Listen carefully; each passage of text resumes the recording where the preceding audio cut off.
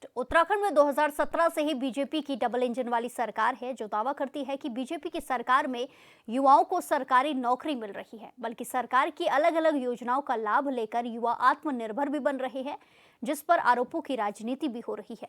इसी पर चर्चा करेंगे और चर्चा के लिए हमारे साथ मेहमानों का खास पैनल जुड़ चुका है। हमारे साथ बीजेपी से हैं राजेश बिष्ट जी हैं, आशीष सैनी हैं कांग्रेस से, अंकेश भंडारी जी हैं यूकेडी से, इसी के साथ सौरभ नेगी जी और सुरजीत सिंह जी भी हमारे साथ मौजूद है स्टूडियो पे। आप सभी का HNN 24x7 में बहुत बहुत स्वागत है। सबसे पहला सवाल तो मेरा बीजेपी प्रवक्ता है राजेश बिष्ट जी आपसे है कि जिस तरीके से लगातार बीजेपी मंच से ये दावे कर रही है कि इतनी नौकरियां दे दी, उतनी नौकरियां दे दी, लेकिन इसमें विपक्ष का ये कहना है कि अगर नौकरियां दी हैं तो लिस्ट जारी करें, तो क्या कुछ कहेंगे? देखिए, मैं सबसे जी। पहले तो उत्तराखंड के उन सभी निवासियों को बहुत सारी बधाई प्रेषित करता हूं, जिन्होंने एक ऐसी पार्टी पे विश्वास करा जिसने निरंतर इस प्रदेश में जनसेवा का काम, उनके उत्थान के लिए काम, चहुमुखी विकास, इन सबको प्राथमिकता दी है। ये जो सरकार है, पहली बार उत्तराखंड के अंदर ऐसा हुआ है कि इन 25 वर्षों के अंदर एक रिलायबल गवर्नमेंट हमारे उत्तराखंड के निवासियों को मिली है। अब कांग्रेस पार्टी की मंशा क्या है इसके पीछे, वो क्यों इस तरह की बातें करते हैं, क्यों प्रदेश में उनको विकास दिखाई नहीं देता है, क्यों आम जनता से वो रूबरू होकर इस बारे में जानकारी नहीं लेते, निरंतर इन चीजों का फल हमें किस रूप में मिल रहा है, मैं आपको ये कह देना चाहता हूं। 17 में भारतीय जनता पार्टी की सरकार जब इस प्रदेश के अंदर आई है, तो आपने देखा कि जनता ने 22 के चुनाव में भी निरंतर भारतीय जनता पार्टी पे विश्वास करा, उसकी कार्यशैली को देखते हुए विकास करा। जनता के द्वारा चुनी हुई सरकार ने इसलिए विश्वास करा कि उनको कहीं ना कहीं ये दिखा कि चाहे जंगल की बात हो, जंगल की बात हो, जमीन की बात हो, सड़क की बात हो, बिजली की बात हो, पानी की बात हो, अस्पताल की बात हो, स्कूल की बात हो, तमाम वो सारी चीजें जो हमारे प्रदेश की जनता को कहीं ना कहीं प्रदेश सरकार के साथ जोड़ते हैं। अब अगर 22 में हमारे काम बेहतर थे, उसके नतीजे 24 में आप सबने लोकसभा के चुनाव के माध्यम से देखा कि तीसरी बार लगातार हमारे यहां से 5 सांसद जीत के लोकसभा पहुंचते हैं। उसके बाद नगर निकाय के चुनाव होते, तो उसमें भी आपने प्रदेश के अंदर सभी निकायों में देखा, चाहे पालिका के चुनाव हुए, चाहे ठीक पंचायत के ठीक चुनाव हुए, राजेश जी, सभी आपने जगहों बताया पे कि आप जनता लोगों ने ने काम आशीर्वाद किया, दिया प्रदेश बीजेपी की ने सरकार काम को। किया, तो आपको 2024 जो भी आपने तारीखें बताई, जो भी साल बताए कि ये चुनाव हुए तो आपको जीत हासिल हुई। ऐसे में हमारे साथ युवा भी मौजूद है जिनके बारे में बात चल रही है, जिनको लेकर नौकरियों के बारे में दावे किए जा रहे हैं। सुरजीत जी, मैं आपसे जानना चाहूंगी, क्या कुछ आप इनके दावों पर कहेंगे, क्या कुछ धरातल पर आपको दिखाई देता है?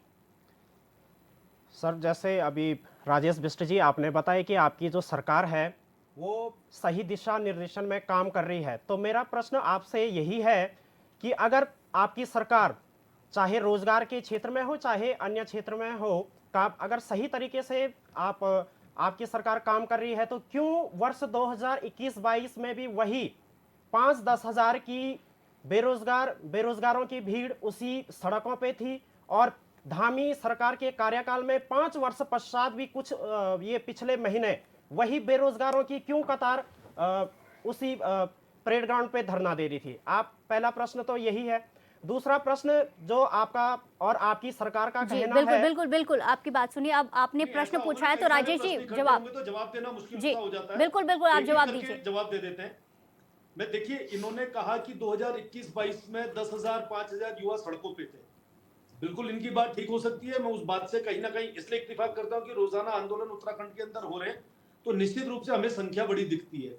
लेकिन हम ये क्यों नहीं मानते हैं कि हर एक वर्ष 10,000 20,000 बच्चे स्नातक और ऊपर स्नातकोत्तर की पढ़ाई करके आगे दोबारा से एम्प्लॉयमेंट के लिए आगे बढ़ते, तो जी क्या बिल्कुल उनकी बिल्कुल, संख्या ठीक दस राजेश ही जी, हजार आपने होनी चाहिए? जवाब दिया और सुरजीत जी आपके पास आएंगे, लेकिन पहले मैं आपके पास आऊंगी।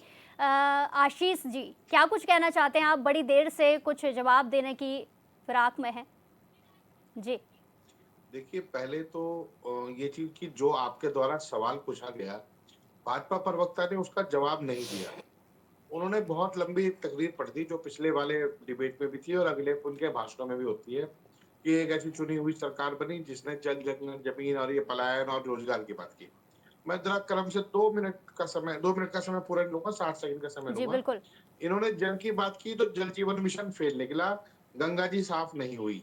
इन्होंने इन्होंने कहा कि हम जो यहाँ के स्थानीय बेरोजगारों की बात करेंगे। इन्होंने अस्थायी रोजगार जो उपनल के माध्यम से या संविदा के माध्यम से भरे गए, उनको भी रोजगार बता दिया। इन्होंने कहा कि हम राज्य के डेवलपमेंट के लिए काम करेंगे, निवेश लेके आएंगे। निवेश लेने के लिए मुख्यमंत्री ने 70 करोड़ रुपए खर्च करके डीले बनवाई, लेकिन 1 रुपए का निवेश नहीं आया। इन्होंने कहा कि हम राज्य में भ्रष्टाचार दूर करेंगे। ऐसा कोई विभाग नहीं है जो भ्रष्टाचार में लिप्त ना हो। इन्होंने कहा कि हम स्वास्थ्य की सेवा में विशेष रूप से कार्य करेंगे। उत्तराखंड के सारे पैरामेडिकल स्टाफ को हटाकर जो संविदा पर थे, मध्य प्रदेश और राजस्थान के लोग भर दिए, जो आज पूरे दोनों हाथों से राज्य को लूटने का काम कर रहे हैं। इन्होंने कहा कि हमने राज्य में सुरक्षा लाई है। अंकिता भंडारी से लेकर तमाम ऐसे केस हैं जहां भारतीय जनता पार्टी के बलात्कारी छुपे हुए हैं और पेपर लीक के आरोपी भी उन्हीं दरवाजों में छुपे हुए हैं, वो बाहर निकल नहीं पा रहे हैं। मुख्यमंत्री के जीरो टॉलरेंस का मतलब है कि यदि मेरी पार्टी का आदमी कोई अपराध करेगा तो उसको मैं पूरा स्वीकार कर लूंगा, और दूसरा कोई जी आदमी बिल्कुल होगा तो बिल्कुल मैं वहां आशीष जी, दिखा आपके दूंगा। तमाम आरोप चल सुने एक और सेकंड एक जी सेकंड एक सेकंड एक जी सेकंड मैं थोड़ा सा समय बोलिए बोलिए। ज्यादा नहीं लूंगा। इन्होंने कहा कि हमने जंगल की जमीनें खाली करवाई। भाई खाली करवाई तो वो कहाँ है, वो कितनी जमीन है, कहाँ से है, कैसे है? ऐसे ही इन्होंने कहा कि हमने नौकरियां दी है, तो लिस्ट मांगते हैं तो लिस्ट होती नहीं है। और अभी राजेश जी ने 2-3 बातें कही कि हम चुनाव जीत रहे हैं। चुनाव आप झूठ बोलकर जीत रहे हैं, छल से जीत रहे हैं, भ्रम से जीत रहे हैं। जिस दिन चाहेंगे डिबेट कर लीजिएगा। जनता आपके साथ बिल्कुल नहीं खड़ी है। आप झूठ बोलकर छल से चुनाव जीत रहे हैं, और आप सीटों पर तो बैठ गए कुर्सियों पर घेरे डालकर, 5-5 करोड़ रुपए की निधि तो ले रहे हैं, लेकिन उसमें जो भ्रष्टाचार कर रहे हैं उसके बाद आप लोकप्रिय नहीं हो पा रहे हैं।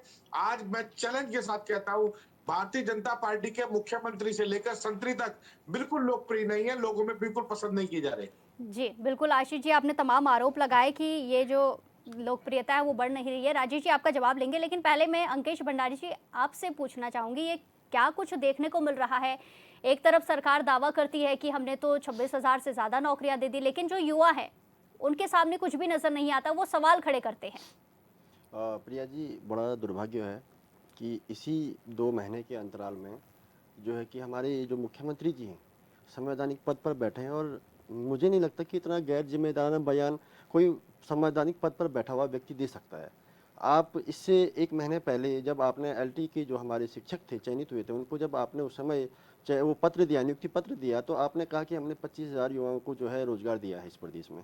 लेकिन उसी के 1 महीने के अंतराल में आपने अभी 175 जो हमारे समीक्षा अधिकारी या किसकी पोस्टें हैं उन पे जो नियुक्ति हुई, उनको उसमें आपने जब नियुक्ति पत्र दिया तो तब आपने कहा कि हमने 26,500 लोगों को रोजगार दिया। पहले तो आपको ये स्पष्ट नहीं है कि आपने वास्तविक रूप से कितने लोगों को आपने रोजगार दिया है। ये डेटा आपके पास नहीं है, ये आपके शब्दों में और बयानों में कॉन्ट्राडिक्शन साफ साफ दिखता है। यदि आपके पास इस प्रकार के कोई आंकड़े हैं तो आप जनता के सामने लाइए ना। इस प्रदेश में जो है पिछले 8 वर्षों से आपकी सरकार है, 17 से 25 आने को हो गया और 27 में फिर दोबारा चुनाव आने को हो रहे हैं, लेकिन आपके पास ना ही तो स्पष्ट रूप से कोई आंकड़े हैं, ना ही आप धरातलीय आपके पास कोई विजन है। और दूसरी बात, आपने नकल विरोधी कानून तो आपने बनाए, लेकिन उसमें भी आपके स्वयं के लोग दोबारा उसमें जो है सम्मिलित पाए गए। उस सारे जो नकल, जो जितने भी पेपर लीक हुए उस भर्ती घोटाले में सारे लोग आपकी इन्वॉल्व हुए।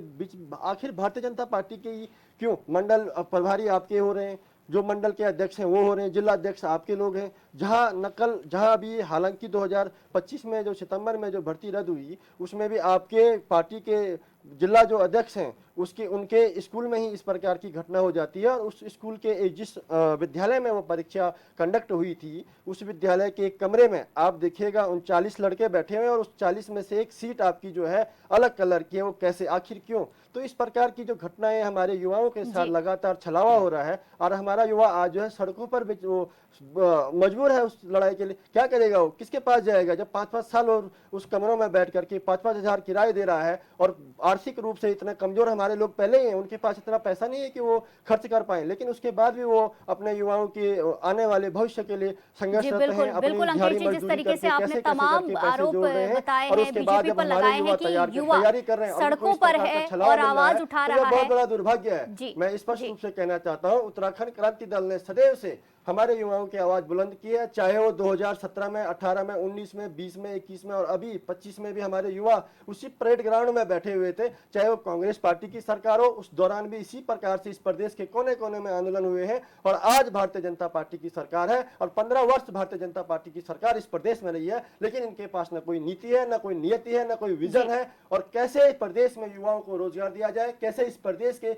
युवाओं को हम जो है कि उनके जो नौकरियों में आज इनके लोग डाका डाल रहे हैं उनको कैसे सुरक्षित किया जाए, इनके पास इस प्रकार की कोई व्यवस्था नहीं है। हाँ, नकल विरोधी कानून करके युवाओं को जरूर बरगलाने का काम इन लोगों ने बिल्कुल, अवश्य किया ठीक, है। और ठीक, मैं कहना अंकेश जी, चाहता हूँ, एक चीज और कहना जी। चाहता हूँ प्रिया जी, मैं स्पष्ट रूप से इनके जो पार्टी के अभी युवा अध्यक्ष बनाए हैं, आप देखिए हमारे लोग, हमारे युवा वहां बैठे हुए धरने स्थल में, और वो व्यक्ति जो है कि अपने में जो मेयर बने हैं सौरभ थपलियाल जी, उनके साथ प्रेस कॉन्फ्रेंस कर रहे हैं। आप कैसे कैसे लोगों को आप जिम्मेदार पदों में बैठा रहे हैं? ये आपकी वो दिखती है, नियति दिखती है कि आप किन लोगों को उन पदों में दे रहे हैं, किस प्रकार के लोग जो युवाओं का विरोध कर रहे हैं, आप उनको जो है उस पद पर दायित्व दे रहे हैं। तो कैसे भविष्य सुधरेगा, कैसे वो लोग उन युवाओं के लिए चिंतित होंगे या उन युवाओं की समस्या समझ पाएंगे? ये मैं सबसे बड़ा प्रश्न चिन्ह करता हूँ इस भारतीय जनता पार्टी की सरकार पर और उनके संगठन पर, कि किस प्रकार के इनका संगठन है, किस प्रकार का ये लोग सोचते हैं। ये इनकी नजरिया स्पष्टता से जरूर दिख जाता है। और ये आप देख भी रहे होंगे कि किस प्रकार से इन्होंने जो है जो 21 तारीख का जो पेपर रद्द हुआ, उसके बाद हमारे युवा लगातार 10 दिनों तक धरना स्थल पर बैठे रहे।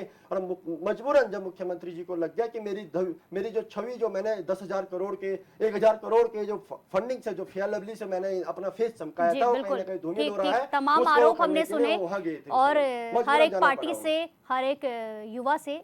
सौरभ जी, आप भी सब कुछ देख रहे हैं, आपने कांग्रेस का कार्यकाल भी देखा होगा, बीजेपी का भी, और अभी आगे पार्टियों के दावे भी सुन रहे हैं, वादे भी सुन रहे हैं जो पार्टियां कर रही हैं, चाहे यूकेडी हो, कांग्रेस हो और बीजेपी हो। क्या कुछ आप देखते हैं और आपको क्या लगता है कि आगे आने वाले 2027 में कौन सी पार्टी युवाओं के लिए अच्छा सोचेगी अगर वो जीतती है तो?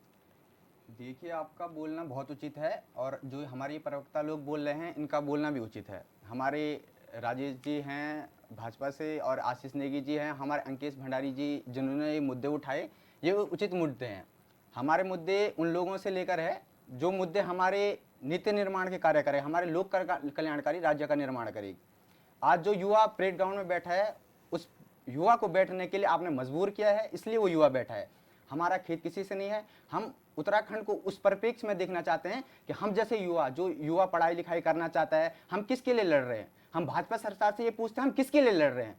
हम सत्ता के लिए नहीं लड़ रहे। मैं बेरोजगार युवा हूं, मैं किसके लिए लड़ रहा हूं? अपने अधिकारों के लिए लड़ रहा हूं, अपनी शिक्षा के लिए लड़ रहा हूं। जिस शिक्षा के लिए मैं अभी यहाँ पे खड़ा हूं, मैं उस युवा के लिए लड़ रहा हूं। मैं उस अंकिता भंडारी का भाई हूं जिस अंकिता भंडारी के साथ अन्याय हुआ। प्रवक्ता जी, आपका बोलना बहुत सही है। राजेश बिष्ट जी, आपका बोलना सही है। 2023 में फरवरी के माह में आपने एक भर्ती घोटाला हुआ, आपका बोलना उचित है। हम रोड पे तब उतरे जब हमारे साथ अन्याय हुआ। हमारे साथ अन्याय नहीं होता तो हम शायद परेड ग्राउंड में नहीं रहते या हम सड़कों पे नहीं रहते। हम उस पर पार्टी से, हम उस देवभूमि से हैं महोदय, आप जिस देवभूमि से आते हैं। हम आपका आदर करते हैं। आप आए, आप उन युवाओं के साथ हुआ, आप अन्याय के साथ खड़े होंगे, हम आपके साथ खड़े होंगे। हमारे प्रवक्ता यूकेडी के अंकेश भंडारी जी ने अभी जो बात करी, बहुत अच्छी बात करी उन्होंने, कि युवा, आपने युवा को मजबूर करा है सड़कों पर आने के लिए। और ये युवा तब तक मजबूर होगा, ये युवा तब तक सड़कों पे आएगा जब तक हमारी मूल अधिकार, जो हमारे अधिकार हैं, उन अधिकारों पे बात नहीं होगी। आज हमारे संविधान में इतने लोग सड़कों पे बैठे हैं, हम उनका पक्ष भी रखते हैं कि कहीं ना कहीं उन्होंने 10-15 साल दिए। मैं एक बेरोजगार युवा हूं और मैं कहीं ना कहीं मानता हूं कि कहीं ना कहीं पारदर्शिता होनी चाहिए। परंतु आर्टिकल 15, आर्टिकल 16 राज्य को निर्देश देता है कि समान कानून के अनुसार विधि बनाई जाए, जिसमें प्रतियोगिता परीक्षाएं हो ही जाए। आज हमारे राजस्थान से हो, बिहार से हो, अधिकांश हमारे उत्तराखंड में आज पोस्टेड हैं, चाहे वो आउटसोर्सिंग से लगे या कहीं से भी लगे। कहीं ना कहीं हमारे उत्तराखंड के जो मूल निवासी था, उस मूल निवासी के अधिकारों का हनन हो रहा है। हमारी बहन अंकिता भंडारी का केस है। आज जो हॉस्पिटलों की समस्याएं हैं, हमारे डूब क्षेत्र चमोली में आज हम देखते हैं कि एक लड़की अपने निजी अस्पताल में प्रसव हो रही, तो उस बहन की पीड़ा हमारे अंदर है। ये पीड़ा तब तक रहेगी जब तक न्याय नहीं मिलेगा। हम आपके विपक्ष में नहीं है प्रवक्ता जी, हम किसी पार्टी के विपक्ष में नहीं है। हम आप लोगों का साथ देंगे, कोई भी पार्टी हो, पर तब देंगे जब लोक कल्याणकारी राज्य की नीति आप उस तरीके से निभाओगे जिस प्रकार से हमारे इस उत्तराखंड को, इस देवभूमि, हम उस लाल लला के हम पे आरोप लगे जी, मैं उसकी बात भी करूंगा। हम पे जिहाद के आरोप लगे, हमने वो आरोप, सर हम किस भूमि से हैं, हम कासवा के कुंवर हैं, हम कर्णप्रयाग में रहने वाले हैं। जी, बोल बिल्कुल, दमाओं से हम बिल्कुल। अपने संस्कारों का सौरभ पालन जी, करते आपकी हैं। बातें सुनी, आपके सवाल सुने। राजेश जी, अब युवा सीधे आपसे सवाल कर रहा है और प्रवक्ता होने के नाते बीजेपी के बारे में आपको बताने की एक जिम्मेदारी है, लेकिन युवाओं का जो कहना है, जो उनके सवाल हैं, जो उनकी मांगे हैं, उनको भी ऊपर तक बीजेपी की हाईकमान जो बैठे हुए हैं, सीएम पीएम, उन तक पहुंचाना भी आपका काम है। तो आप क्या कुछ करने की अब तैयारी में है, क्योंकि सीधे युवा आपसे सवाल पूछ रहा है और अपनी मांग, अपनी गुहार आपके सामने रख रहा है। प्रिया जी, देखिए, मैं सबसे जी। पहले आपको ये कहना चाहता हूँ, रोजगार का मतलब जो हमारे उत्तराखंड के युवाओं ने सीधे रूप में सरकारी नौकरी मान लिया है, मैं अपने मतलब मेरे व्यक्तिगत विचार हैं ये, मैं यहाँ पे बैठे जो भी हमारे बेरोजगार भाई बैठे हैं वो अपनी पीड़ा बता रहे हैं और मैं खुद को उससे जोड़ते हुए इस बात को कहता हूँ, उनकी बातें अपनी जगह पे सही हो सकती है, जो पीड़ा वो सहन कर रहे हैं वो व्यक्त कर रहे हैं, लेकिन अगर हम रोजगार को सिर्फ ये माने कि प्रदेश सरकार की जिम्मेदारी सिर्फ और सिर्फ व्यक्ति को पकड़ के सरकारी नौकरी दिलाना है, तो ये तो मुमकिन नहीं होता है किसी भी प्रदेश के अंदर। ना राज्य सरकार के हाथ में ये होता है, ना केंद्र सरकार के हाथ में ये होता है। अगर हमने रोजगार करना तो उसके बहुत सारे माध्यम होते हैं, लेकिन अगर हमने तय कर लिया है कि हमने वर्तमान सरकार के लिए सड़कों पे उतर के ही अगर आंदोलन करके, शोर शराबा करके, हल्ला गुल्ला करके या किसी और संघर्ष के तरीके को अपनाकर पहाड़ से आके अगर अपना समय खराब करना है, तो ये हमने अपने तरीके से अपने रास्ते पे चलने का निर्णय लिया हुआ है। मैं छोटे से उदाहरण अपने क्षेत्र के युवाओं का दे देता हूँ। हमारे भाई गढ़वाल से आते हैं, इन्होंने कर्णप्रयाग की बात करी, इन्होंने चमोली की बात करी, हो सकता है देहरादून में भी रहते हो, लेकिन मैं जैसे कुमाऊं क्षेत्र से हूँ, कुमाऊं क्षेत्र के कुछ युवाओं की बात बता देता हूँ। यहाँ पे पहली प्राथमिकता हमारे युवाओं की सबसे ज्यादा जो उनकी चाह होती है वो आर्मी की तरफ इंटरेस्टेड होते हैं। यहाँ के बच्चे सुबह 4 बजे 6 बजे 8 बजे अग्निवीर मतलब रात को भी दिन को भी वो सड़कों में दौड़ते हुए हमें दिखते हैं, तो उनकी संघर्ष को, अग्निवीर उनकी पर बोल लगन को, दीजिए उनकी बिश मेहनत जी। को हमें दिखता है और उसमें से कुछ बच्चे भर्ती होते हैं और कुछ बच्चे क्या करते हैं जो नहीं हो पाते तो विफलता के कारण घर पे नहीं बैठ जाते।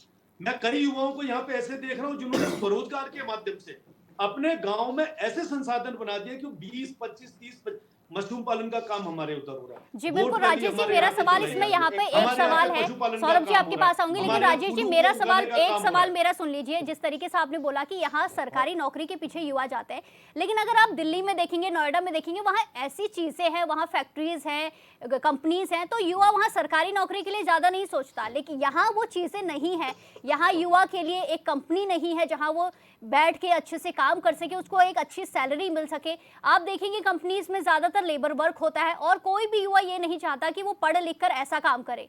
तो ऐसे रोजगार के अवसर भी खोलने चाहिए राज्य में। जैसे इन्होंने मेरी- कहा, मेरा एक एक सवाल एक जरूर प्रश्न कर जोड़ना दीजिए चाहता बस। हूँ मैं इनके मैं संदर्भ आपको ये में। बोल देता जी, हूँ, राजेश जी, सौरभ, अगर आपने आप कहा कि एक दक्षिण एक मुंबई प्रश्न, में यहाँ एक से लोग जी, राजेश जी, आपके पास आएंगे, पहले संदर्भ सौरभ में जी का आपके एक साथ प्रश्न जोड़ना ले लीजिए, चाहूंगा। फिर आप आपकी बता बातें दीजिए। उचित है, मैं आपका अनादर नहीं करूंगा। आप हमारे उत्तराखंड के हैं, आपकी मांगे कहीं ना कहीं हमारे राज्य के लिए, उत्थान के कार्य के लिए आपकी बातें होगी। जिस प्रकार से आपने कहा, मैं आपको निजी उदाहरण देना। जी बिल्कुल बिल्कुल, अभी ब्रेक का टाइम हो चुका है। सौरभ आपके पास आएंगे और राजेश जी आपसे भी जानकारी लेंगे, सवालों के जवाब लेंगे। वक्त हो चला एक छोटे से ब्रेक का, फिर लौटेंगे। ब्रेक के बाद एक बार फिर से आपका स्वागत है। तो 2027 में विधानसभा चुनाव है, जिसको लेकर लगातार तैयारियां चल रही है। मंच से ऐसे दावे किए जा रहे हैं जिन पर विपक्ष के कई सारे सवाल हैं। तो ब्रेक के बाद आपका स्वागत है। मैं सबसे पहले तो सौरभ जी आपके पास ही आऊंगी। जिस तरीके से आपने तमाम सवाल पूछे थे, क्या कुछ आपके सवाल थे, और इनके जवाबों के लिए मैं राजेश बिष्ट जी के पास जाऊंगी। सौरभ जी, पहले आपके सवाल। देखिए, हमारी नीतियां, हमारे प्रश्न इस देवभूमि से जुड़े हैं। ये प्रश्न उस पृष्ठभूमि से जुड़े हैं जहां भ्रष्टाचार की नींव को हिलाने का काम हम कर रहे हैं। जी बोलिए बोलिए। और ये प्रश्न तब तक रहेंगे जब तक भ्रष्टाचार रहेगा। राजेश जी, हम आपका बोलना गलत नहीं है, हम आपकी सराहना करते हैं, आप वरिष्ठ हो, परंतु हम भाजपा विरोधी नहीं हैं, हम किसी पार्टी के विरोधी नहीं, हम भ्रष्टाचार विरोधी हैं। जब तक इस धरती पर, इस देवभूमि में हमारी माता बहनों के साथ भ्रष्टाचार होगा, तब तक वो युवा सड़कों पे आएंगे। आपने कहा कि हल्ला गुल्ला करना, वो हल्ला गुल्ला नहीं होता भाई साहब, वो अपने अधिकारों के लिए लड़ना होता है। और जब सुना अधिकारों ना के जाए लिए तो आवाज बुलंद करनी होती है। बिल्कुल, हम तो उस पृष्ठभूमि से आ रखे हैं कि हमने इस उत्तराखंड को क्यों बनाया है। मेरे दादा परदादा इस उत्तराखंड के लिए शहीद हुए हैं। मुजफ्फरनगर जैसे कांड हुए, यत्र नारी पूजनते रमनते तत्र देवता। जिस प्रदेश में, जिस देश में नारी की पूजा होती है, भगवान का वास वहां होता है। उस नारी की अगर आवाज उठाना अगर हल्ला है तो ये सौरभ नेगी हमेशा हल्ला करेगा। ये बेरोजगार हर युवा और हर भ्रष्टाचार के खिलाफ आवाज उठाएगा। आज एक सौरभ नेगी उठा रहा है, कल 1000 सौरभ नेगी आवाज उठाएंगे, और वो हल्ला नहीं है भाई साहब, वो पीड़ा है। और वो पीड़ा आज मुझे लगता है कि हर युवा के अंदर वो पीड़ा। आप एक युवा हैं, हम भी देवभूमि से आते हैं। राजेश हम जी तो जवाब दूसरा जवाब क्वेश्चन मैं आपसे पूछना चाहता था। इन्होंने कहा कि एकमात्र सरकारी नौकरी ही विकल्प नहीं है। बहुत सुंदर, बहुत ही सुंदर जवाब पसंद किया आपने कि एकमात्र सरकार। मैं आपके क्वेश्चन गलत नहीं है, मैं उत्तर देने का प्रश्न करूंगा। अल्प ज्ञान की कमी होगी तो क्षमा चाहूंगा, परंतु आपने बोला कि एकमात्र सरकारी नौकरी ही मुद्दा नहीं है, एक युवा बस सरकारी नौकरी के अंदर नहीं जा सकता है। भाई साहब, मैं अपनी पृष्ठभूमि से आता हूं। मेरे पिताजी एक किसान परिवार से है, मेरी माताजी एक किसान परिवार से है, मेरी 2 बहनें हैं। मैंने 2017 से मैं जब 12वीं पास हुआ भाई साहब, तब से लेकर मैंने 4 भर्ती मारी है, और 4 भर्ती में मैं 2 भर्ती में अंदर हुआ, मैं मेडिकल अनफिट हुआ। उसके बाद मैं यहाँ कॉलेज में भटका, दर दर भटका, मैं राजधानी में आया। किस प्रकार से मैं राजधानी में अपना किराया चुका रहा हूं, उस चीज का मुझे अनुमान होगा। क्या शिक्षा मंत्री को पता है कि एजुकेशन पे कितना टैक्स लगता है? 18% टैक्स लगता है। एक फार्मेसी का कोर्स आप करो भाई साहब, एक फार्मेसी का कोर्स करो, 5-6 लाख चाहिए। दो बहनों की शादी करूं या फार्मेसी का कोर्स करूं भाई साहब? सरकारी नौकरी एक शिक्षा है। मैं आज आपके सामने संवाद कर पा रहा हूं, उस शिक्षा का ये महत्व है। आप हमें गलत समझ रहे हैं, हम भाजपा विरोधी नहीं है भाई साहब।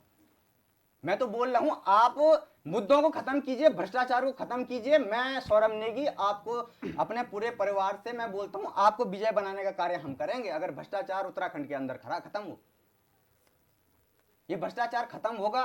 देखो 2022 में आपने कहा था, 2022 में मैं आपको बोलता हूं, मैंने भाजपा को वोट दिया। मैं आपको निजी, मैं सच बता रहा हूं आपको। 2023 में फरवरी के माह में घोटाला हुआ, भर्ती घोटाला हुआ। हम रोड पे उतरे और आप लोगों ने कहा, भाजपा सरकार ने कहा कि अब पारदर्शिता आई, और वाकई में पारदर्शिता आई। मैं ये नहीं बोलूंगा नहीं आई, एक एग्जाम में पारदर्शिता आई। हमारे माहौल के लोग लगे। जिस लाइब्रेरी में पढ़ता हूं भाई साहब, 10 से 15 गरीब परिवार के लोग लगे हैं। मेरे निजी परिवार में मेरे खुद परिवार के 4-5 लोग सरकारी नौकरी में लगे हैं। अच्छा है, व्यवसाय अच्छा चला उनका, मतलब जो अब नौकरी पे अच्छी तरीके से। 2025 में सांसद के चुनाव हुए, लोकसभा चुनाव हुए, हमने वोट किया, आपको विजेता बनाया। फिर वही दृश्य हमें देखने को मिल रहा है। और आज 21 सितंबर को हम पेपर दे के आए। एक साल में एक पेपर हुआ, फरवरी के बाद सितंबर में पेपर हुआ। भाई साहब, किस प्रकार से हम इस परिस्थिति में रह रहे हैं, कैसे हम देहरादून में रहते हैं, ये अपनी पीड़ा नहीं है। बिल्कुल आपके सवाल तो सुने। क्या भविष्य में जी बिल्कुल बिल्कुल राजेश जी 2022 जवाब, में जी जो जी झांसे ठीक बच्चों को ठीक दिए ठीक जा सौरभ, रहे हैं, ठीक ठीक ठीक सौरभ जी, राजेश जी जवाब दीजिए। प्रिया जी देखिए, हमारे भाई सौरभ वाकई में परेशानी में अपनी बात कह रहे हैं, और मैंने सरकारी नौकरी के साथ जिस तरह से स्वरोजगार को जोड़ा है, मैं पुनः अपने सभी युवा साथियों से कहना चाहता हूं, हमारे इस उत्तराखंड के अंदर जो 11 जिले हैं वो पूर्णतः पर्वतीय जिले हैं, और वहां पे जो युवा होता है वो बहुत कर्मठ होता है, ईमानदार होता है, और वो जिस और लगन मैदान से अपनी के परीक्षाओं में नहीं, 10-10, एक मिनट, मुझे 12-12 आपत्ति है इस किलोमीटर बात पे। जाके जी आकर बिल्कुल, मुझे पूरी आशीष जी आपत्ति बोलिए। है, मैं अपनी आपत्ति दर्ज करा जी रहा हूँ। बोलिए आशीष जी। प्रिया ये जी, 11 बात पर्वतीय पूरी जिलों की बात कर रहे पूरी हैं, तो बात तो मैदान के होनी जिले थी। उनकी जब बात नंबर क्यों पे नहीं कर आप रहे जो हैं? सवाल पूछ रहे हैं तो उसका जवाब तो पूरा होना नहीं चाहिए। नहीं, आधे अधूरे ये में आप इनको गलत भी बात बोलो, है इनकी। उसको भी बोलो, करेंगे तो ये जवाब यही कैसे काम सुनेंगे? करेंगे, ये पहाड़ इस मैदान ही तरह से करेंगे बस तो बैठकर। ना वो सौरभ भाई ये की सिर्फ बात का पहाड़ जवाब मैदान दिया, करेंगे, और इनको ना कोई उनके काम सवाल करना को ही जिस नहीं तरह है। से हमने शांतिपूर्वक सुना, ये जी इनके जी मानसिकता ठीक दिखा रहा आशीष जी, है। ठीक ठीक राजेश जी को बोलने दीजिए, फिर आपको समय मिलेगा। ठीक है पहले राजेश जो जी बात जिस पे जी आप मेरे से जवाब चाह रहे हैं उसे तो पूरा होने दीजिए। जी बोलिए बोलिए। इन 11 पर्वतीय क्षेत्रों में जिस तरह से हमारे युवा बेरोजगारी की बात करते हैं, पलायन की बात करते हैं, खासतौर पे उत्तराखंड छोड़ने की बात करते हैं, मैं उनको कहना चाहता हूं कि सरकार की तमाम वो योजनाएं भी चल रही हैं जिसमें से 50 से 75% तक हम लोगों को सरकार के द्वारा सब्सिडी मिल रही है, जिसमें यहाँ का बेरोजगार युवा अगर पढ़ाई के साथ साथ उन कामों को भी करता है तो पहाड़ के अंदर वो संसाधन उपलब्ध है जिसमें सरकार खड़े होकर बैंक के माध्यम से, नहीं अपने है, विभागों नहीं के नहीं, माध्यम से तमाम वो योजनाएं दे रही है। और इस पे बिल्कुल जिस गलत। तरह से हमारे आशीष भाई उंगली उठा रहे हैं ना, उन्हें कुछ ही जानकारी नहीं नहीं नहीं, है इस बारे बिल्कुल में कि गलत पहाड़ बोल रहे में हैं क्या आप। मिल रहा है। मैं पहाड़ एंकर से में समय मांग हमारे रहा हूँ, यहाँ मैं पे आपको जिस जिस इंटरप्ट नहीं तरीके से करना तमाम चाहता था, विभागों से लेकिन आप योजनाएं हो बिल्कुल रही झूठ है, बोल चाहे रहे वो हैं बिल्कुल होमस्टे के यहाँ पर। माध्यम से हो रही है, आशीष भाई पशुपालन शर्मा विभाग के से साथ हो बोल रही रहे है, हैं, मुझे उस पर सख्त मधुपालन आपत्ति है। विभाग से हो रही है, मत्स्य आप विभाग से बहुत हो रही गलत है, बात बोल रहे मशरूम हैं, पालन से हो रही आप है, गलत आंकड़े कीवी पेश कर उत्पादन रहे से हैं। हो रही है, सेब की बागवानी हो रही है। ये तमाम हमारे यहाँ पे ऐसी योजना। और आजकल मैं आपको बता दूं, सोलर का इतना बढ़िया काम हो गया है कि बिल्कुल जिसमें गलत बात। सरकार 50% सब्सिडी दे रही है। जिन बंजर जगहों पे हमारे लोगों ने कृषि करना बंद कर दिया है, उन जगहों पे सोलर के माध्यम से हमारे लोगों ने छोटे छोटे प्लांट लगाए हैं। उनकी 50,000 से 1.25 लाख रुपए तक की बहुत बड़ी आमदनी हो रही है। और ये वो चीजें हैं जिनको झुटलाना कांग्रेस पार्टी जाती है, और इनके झुटलाने से वो झूठी नहीं हो जाएंगी। कांग्रेस पार्टी बार बार जिस तरह का भ्रम जनता के बीच में फैला रही है, ये वही कारण है कि जनता इनके झूठ का पर्दाफाश करके इनको जो भी चुनाव आते हैं जिसमें प्रतिनिधि बदलने की बात करते हैं, उस पर इनको नहीं चुनती है, क्योंकि वो विकास कार्यों में भागीदारी दे रही है। प्रदेश की जनता में बिल्कुल जी बिल्कुल बिल्कुल बिल्कुल बिल्कुल राजेश जी सुनिए आपकी बात। पशुपालन कर रहा हूँ, बिल्कुल बिल्कुल बिल्कुल राजेश जी आपकी बात सुनिए। आशीष जी आप क्या कुछ बोलना चाहते हैं? ठीक है राजेश जी, ठीक। आशीष जी जी जी बोलिए, क्या कुछ कहना चाह रहे हैं आप? देखिए, अभी एक मिनट तुम्हें रुक जाओ। आप जरा मेरी बात को सिर्फ 20 सेकंड का समय दीजिए। इन्होंने कहा कि हमने रोजगार दिए हैं और स्वरोजगार की बात की है। वीर चंद्र सिंह गढ़वाली योजना में बजट खा रहे हैं इनके भारतीय जनता पार्टी के विधायक, अपनी पत्नी के नाम से लाखों रुपए का लोन ले रहे हैं कि वो गरीब महिला है, उसको रोजगार नहीं है।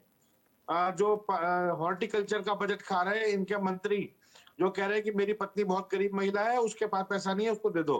राज्य के लोगों को मुद्रा लोन के राजेश नाम जी पर जवाब इन्होंने दीजिए। डिफाल्टरों की एक ऐसी लाइन खड़ी कर दी आरोप है लगाए जा रहे हैं। पूछिए, उनके जिसका नाम भी तो जिसका कोई सार्वजनिक जिसका कीजिए। कोई नहीं, बोल सुन देने से हो लीजिए जाता ना, है। सुन तो लीजिए बोल ना। देने से हो मैं जाता है। बता रहा नाम हूँ लेके मुद्रा अभी तक के अगर डिफाल्टरों ऐसा की होता, सूची आप लोग सर मैं बंद दे कर रहा हूँ रहे ना। होते सड़कों पे। मैं दे इसलिए रहा हूँ, झूठ का मेरे बयान पास मत सूची कीजिए। उपलब्ध है। आंकड़ों पे और सत्यता मेरे के साथ पास बात सूची कीजिए। उपलब्ध है। अगर आप सुनने की ये क्षमता तो पहली बार मैं लाइए। इनके मुंह से सुन रहा आप हूँ। इस तरह से मत इनके कीजिए ना कि जैसे विधायकों ने लगाओ ठीक है कि ठीक है राजनीति ठीक है, पे दोनों इन्होंने की सीधा बात सुनी, तीर लग दोनों गया की है। बात सुनी। राजेश जी आपने बोला सूची जारी कीजिए। आशीष जी विपक्ष की अगर अगली डिबेट में आप सूची विपक्ष की लेके आवाज आइएगा, रखेंगे ही देखेंगे नहीं। किस किस के नाम उसमें ऐसे मौजूद ही है। हमारे मैं पास ठीक है, दोनों की बात सुनी, दोनों की बात सुनी। आशीष जी, राजेश जी, सुरजीत जी। सुरजीत जी क्या कुछ आप देख रहे हैं? दोनों पार्टियों की तरफ से अपनी अपनी सरकार की उपलब्धियां बताई जा रही हैं, क्या कुछ आप आगे देखते हैं 2027 में कौन सी पार्टी अच्छा कर सकती है युवाओं के लिए? एक मिनट सुन लीजिए जरा, एक मिनट। आप इस तरह से मत कीजिए कि आप बिल्कुल हमारी बात सुने ही नहीं, ये गलत तरीका है थोड़ा बिल्कुल सा। सुनी आशीष अभी जी, इन्होंने आपकी कहा बात कि हम सुनी चुनाव जीत रहे हैं इसलिए हमें दे दो, तो जी। इनके मुख्यमंत्री चुनाव क्यों हार गए, जरा उसी का जवाब देते हैं।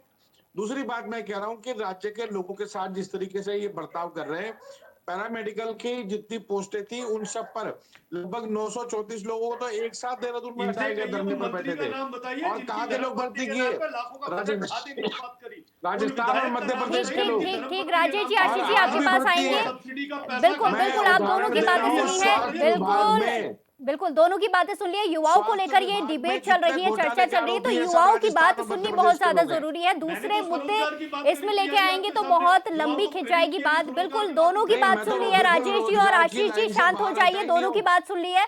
सुरजीत जी आप क्या कुछ कहना चाहेंगे? किस पार्टी में आपको दम दिखाई देता है कि 2027 में युवाओं के लिए, महिलाओं के लिए या फिर सुरक्षा के लिए कुछ किया जाएगा?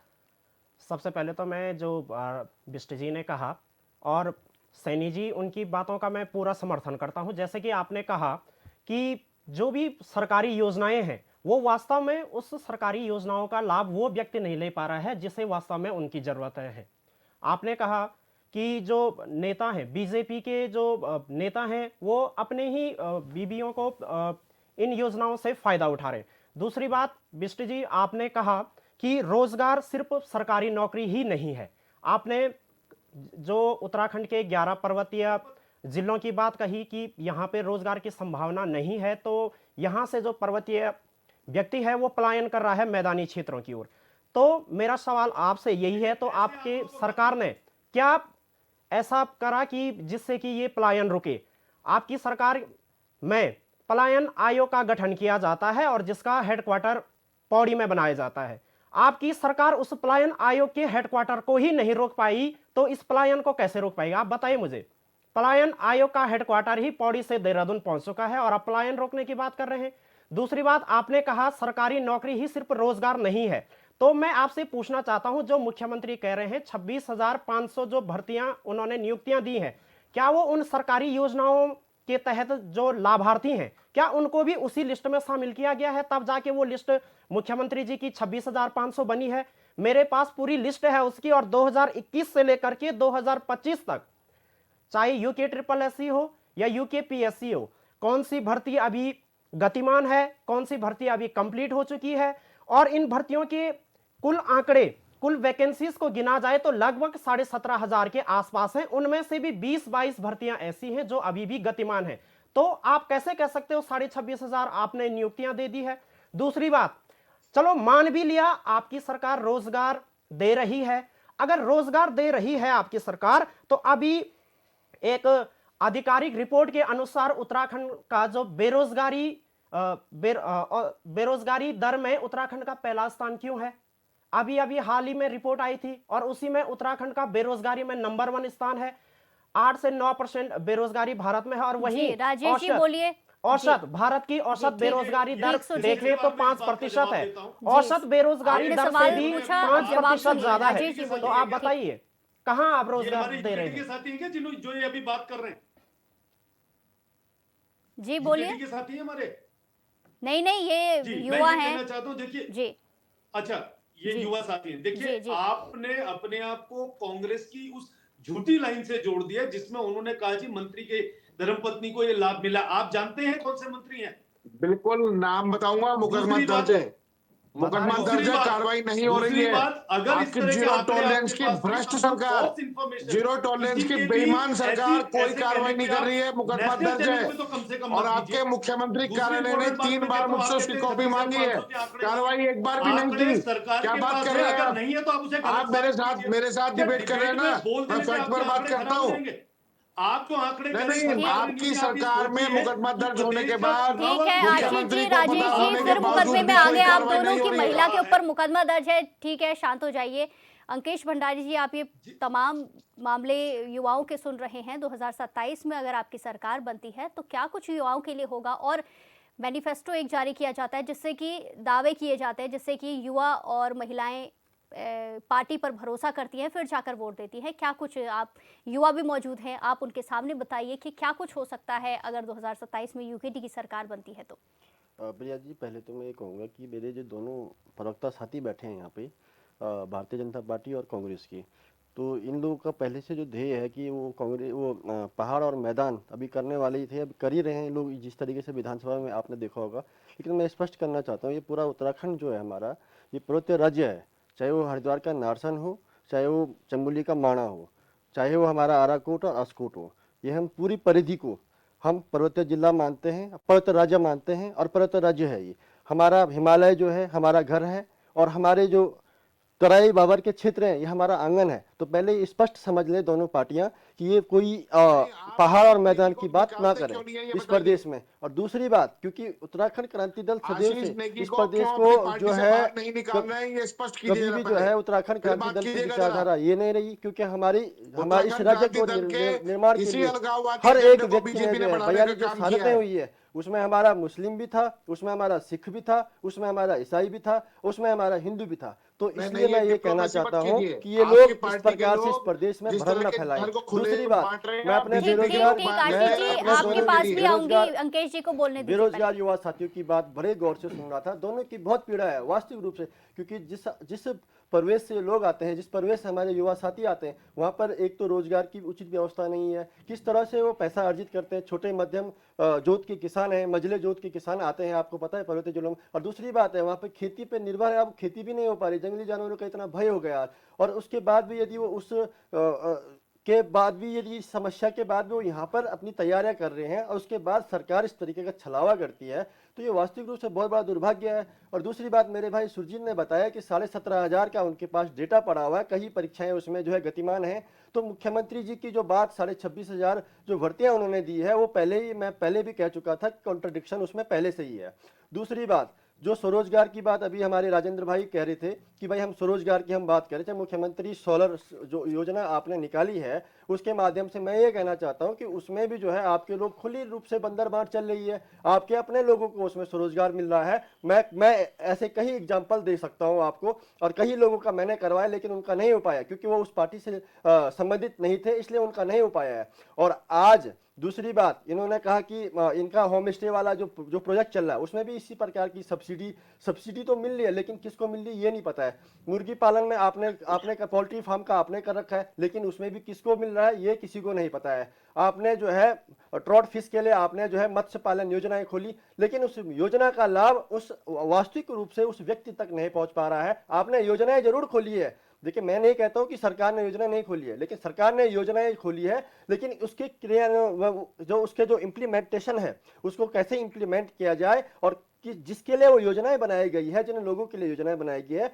वास्तविकता उन लोगों तक पहुंच पाई, ये सरकार उसको करने में विफल रही है। ये सरकार की सबसे बड़ी फेलियर है अभी तक की। और दूसरी बात, जो हमारे युवा साथी आज जो है सड़कों पर इस प्रकार से अपने हक और अधिकारों के लिए लगातार संघर्षरत हैं, उनको जो है आप जो है आपके पार्टी के जो अध्यक्ष हैं, आपके पार्टी के लोग, मुख्यमंत्री स्वयं उनको अर्बन नक्सलिस्ट कहते हैं। देखिए आप इस देवभूमि में हम रह रहे हैं, और आप इस प्रकार की शब्दावली तो हमने इस प्रदेश में पहली बार सुनी भारतीय जनता पार्टी की सरकार आने के बाद। इन 25 वर्षों में जो आपने कई प्रकार के नए नए शब्दों का आपने रचना कर दी इस प्रदेश में। कभी आप लव जिहाद लेके आते हैं, कभी आप लैंड जिहाद लेके आते हैं, कभी आपके यहाँ पे जो है उसको लेके आते हैं कि ये अर्बन नक्सल लेके आ जाते हैं। तो इस प्रकार के जो शब्द हैं, इस प्रदेश ने, ये देवभूमि है जहाँ पर जो है जिन लोगों ने जो है सनातन की सदैव रक्षा की है, 4 धाम हमारे यहाँ हैं। और आप जानते होंगे कि जिस प्रकार से हम लोगों ने, हमें तो कोई सर्टिफिकेट देने की भी आवश्यकता नहीं कि हम सनातनी हैं, पहली बात तो ये है। दूसरी बात, जहाँ तक युवाओं की मैं बात करता हूँ, तो युवा जब वो युवा आज जिन युवाओं ने जो है इस राज्य की आर्थिकी में अपना योगदान देना था, इस राज्य की आर्थिकी को मजबूत करना था, वो आज जो है दर दर की ठोकरें खाने के लिए मजबूर है, उन सड़कों पर आंदोलित होने के लिए मजबूर है। यदि हमारी सरकार 27 में आती है तो मैं निश्चित रूप से बताता हूँ, चाहे वो स्वरोजगार की योजना हो, मैंने पहले भी कहा था आपकी, इससे पहले भी मैंने एक डिबेट में कहा था कि हमारा जो प्रथम ध्येय है, जो हमारे पर्वत अचल हैं उन जगह हम जो है, क्योंकि वहाँ औद्योगिक नीतियाँ नहीं बन सकती है, वहाँ पे जो है हम बड़े बड़े कारखाने नहीं खोल सकते हैं, लेकिन हम वहाँ पे जो हमारे पास 4 धाम है, तो उन धामों में हम तीर्थाटन की नीति को बढ़िया कर सकते हैं। हमारे पास नैसर्गिक पर्यटन है, उसको हम बढ़ावा दे सकते हैं। बिल्कुल बिल्कुल बिल्कुल। अंकेश जी, तमाम सुझाव भी सुने आपके। राजेश जी, क्या कुछ जवाब देना चाहेंगे? क्या कुछ आगे सरकार रणनीति बना रही है 2027 में, अगर आती है तो युवाओं को कैसे कुछ फायदा मिलेगा? जी ठीक ठीक ठीक अंकेश जी, ठीक आशीष जी आपसे ठीक जवाब लेंगे, लेकिन पहले राजेश जी को बोलने दीजिए, आपके पास आएंगे। अंकेश जी ने अभी जो जितने सवाल किए कि वो सारे कार्य योजनाएं भारतीय जनता पार्टी के लोगों को मिल रही है, मैं सिर्फ 2-3 बातें उनसे पूछूंगा और मैं चाहूंगा कि वो 1 to 1 थोड़ा सा उसका जवाब दे दें। इन्होंने किस ब्लॉक के तहत, किस जनपद के तहत किन लोगों का आवेदन लगाया? अगर ये कह रहे हैं मैंने आवेदन लगाया, मैं बताता हूँ, किस विचारधारा के लोग थे, थोड़ा सा ये बता दें। इन्होंने मैं आपको सारे जवाब दूंगा, आपको 1 to 1 क्लियर दूंगा। यदि आप मुझसे मिलेंगे मैं आपको पूरी क्लियर दूंगा। मैंने किन लोगों की उस योजना में जो है उनको आवेदन दिया था और आज तक उनका आवेदन स्वीकार नहीं हो पाया। चाहे वो बीचचंद सिंह गढ़वाली जो योजना चलती है स्वरोजगार की, उसमें भी जो है कई ऐसे लोग हैं जिनको वास्तविक रूप से उस योजना की आवश्यकता थी, लेकिन उन तक उसका फायदा नहीं मिल पाया। ठीक ठीक राजेश जी, अंकेश जी सुन लिया, आपके 1 to 1 भी सुन लिया जवाब सवाल। हर एक व्यक्ति जा रहा है, अपनी योजनाओं को योजनाबद्ध तरीके से मांग रहा है, तहसील दिवस बन रहा है, उस तहसील दिवस के अंदर प्रत्येक जिलाधिकारी उन योजनाओं को बांट रहे हैं। जी बिल्कुल बिल्कुल सीधे कह दिया बीजेपी के, ये तो बिल्कुल निराधार है। जी तो इस बिल्कुल। बात से मैं आपके बिल्कुल संतुष्ट नहीं, इसमें गलत आरोप प्रत्यारोप मत कीजिए। हमारे इलाके में प्रत्येक गाँव में 2 आशीष जी गाँव का ग्रामीण, ठीक है, आप अपना सवाल पूछिए, फिर हम सौरभ जी के पास जाएंगे। ठीक ठीक अंकेश जी, राजेश जी दोनों की बातें सुनिए। आशीष जी बोलिए। यूकेडी के प्रवक्ता ने जो बात उठाई है, मैं उसी पे आगे जोड़ते हुए एक सवाल पूछ रहा हूँ। देखिए, इस प्रदेश में जो लोग हैं वो किसी भी विचारधारा के हो सकते हैं, वो भाजपा के भी हो सकते हैं, कांग्रेस के हो सकते हैं, यूकेडी के हो सकते हैं, या उनकी निर्दलीय या किसी के प्रति न्यूट्रल भी हो सकते हैं। लेकिन ऐसा क्या कारण है कि यूकेडी का कार्यकर्ता नाराज है, कांग्रेस का कार्यकर्ता दुखी है, अन्य दल के जो लोग हैं उनके मन में सवाल खड़े हैं बहुत सारे, लेकिन ये जो बीजेपी के ठलवे हैं, ये सुबह से शाम तक जो घूमते हैं, इनका खर्चा कहाँ से चल रहा है? ये जो फर्जी योजनाएं चलाते हैं ना मुख्यमंत्री, यहीं से चल रहा है। अब दूसरे सवाल का जवाब ले लीजिए। आपने कहा पलायन की बात अभी यूकेडी के प्रवक्ता ने भी उस पर आपत्ति उठाई। पलायन सबसे अधिक हरिद्वार और नैनीताल के अंदर है। हरिद्वार में हर दूसरे घर का बच्चा दिल्ली में, नोएडा में वहां पर पढ़ने भी जा रहा है और रोजगार के लिए भी जा रहा है। उतनी ही संख्या में पहाड़ के लोग जा रहे हैं। और आपने पहाड़ और मैदान की बात आप लोग करते हैं, मैं उसके खिलाफ हूं। उत्तराखंड क्रांति दल उसके खिलाफ खड़े हो रही है। ठीक, दोनों के सवाल और जवाब सुन लिया आशीष जी, अंकेश जी। ठीक, आप यूकेडी से निकालिए कुछ आशीष नेगी को बाहर, और उसके बाद तीसरी सबसे महत्वपूर्ण बात है, बिल्कुल बिल्कुल अग्निवीर योजना आशीष जी, उत्तराखंड के सैनिकों का अपमान किसने किया है? ठीक है, हम सौरभ जी आपके पास आएंगे। जिस तरीके से पूछिए आप कि किसने नहीं, मैं भाजपा से ठीक है, आप लोग उत्तराखंड में एक रोजगार का साधन वही था, लेकिन उसको भी उन्होंने जो है इस पर क्या सब करने का काम कर दिया, ये आप उनसे पूछिए ना। आज भारतीय जनता पार्टी सरकार में, केंद्र में भी उनकी सरकार है और राज्य में भी उनकी सरकार है, और आप ठीक है, समय की कमी है, आप दोनों शांत हो जाइए। किसी की बात किसी को भी सुनाई नहीं देगी, दर्शकों को आपकी आवाज बिल्कुल भी सुनाई नहीं देगी अगर आप दोनों बोलेंगे। आशीष जी, अंकेश जी, शांत हो जाइए, शांत हो जाइए दोनों। आप दोनों की आवाज किसी को भी सुनाई नहीं दे रही है। आप क्या कह रहे हैं, किसी को समझ नहीं आ रहा है। मैं सौरभ जी आपके पास आऊंगी जी। ठीक, बिल्कुल आपका सवाल सुन लिया। ठीक, सौरभ जी, अब क्या कुछ आगे 2027 के लिए युवाओं की मांगे हैं? ठीक है, अंकेश जी और कहना चाहता हूँ, आशीष जी शांत हो जाइए। मैं स्पष्ट रूप से कहना चाहता हूँ, उत्तराखंड क्रांति दल ने जब इस राज्य के निर्माण की भूमिका रखी थी तो स्पष्ट रूप से हिमालयी प्रदेश की हमने कल्पना की थी, और आज भी मैं उसी बात पे, पार्टी की विचारधारा से हम कहीं अलग नहीं है। पार्टी की जो लाइन है, चाहे 1980 में जो हमारे 1979 में जब इस दल का निर्माण हुआ था उत्तराखंड राज्य के पृथक निर्माण के लिए, तो उस समय भी हमने एक बात की थी कि उत्तराखंड के जो पूरी परिधि मैं आपको बता रहा हूँ, नारसन से लेके माड़ा और आसकोर से लेके बिल्कुल अंकेश जी, तो ये हिमालय क्षेत्र, आपकी बात बिल्कुल सही है, बिल्कुल हमारे आंगन है, सौरभ जी आप बोलिए। और हिमालय जो चमोली गढ़वाल है, ठीक, चाहे चंपावत बागेश्वर, आशीष जी और अंकेश जी शांत हो जाइए। आप किसी को बोलने देंगे तभी, युवाओं की बात चल रही है तो युवाओं को बोलने दीजिए और सुनिए और समझिए कि हमें क्या कुछ करना है 2027 के बाद। ठीक, सौरभ जी बोलिए। देखिए, हमारे मुद्दे किसी राष्ट्रीय पार्टी से नहीं है, किसी राज्य पार्टी से नहीं है। हमारे मुद्दे जो हैं वो स्पष्ट मुद्दे हैं। आज जो पार्टियां लड़ रही है, पहाड़ बनाम मैदान, पहाड़ी क्षेत्र और मैदानी क्षेत्र, आज शायद हमारा युवा, हमारे राष्ट्रीय दल ये भूल चुके हैं कि हम उत्तराखंडी है। एकता में ही अखंडता है। जब तक एकता होगी, जब तक हम सब एक होंगे, तभी हमारे राज्य का निर्माण अच्छे तरीके से होंगे, अच्छे नीति निर्देशक जो कार्य होंगे वो हमारे राज्य में होंगे। आज हमारे जो मुद्दे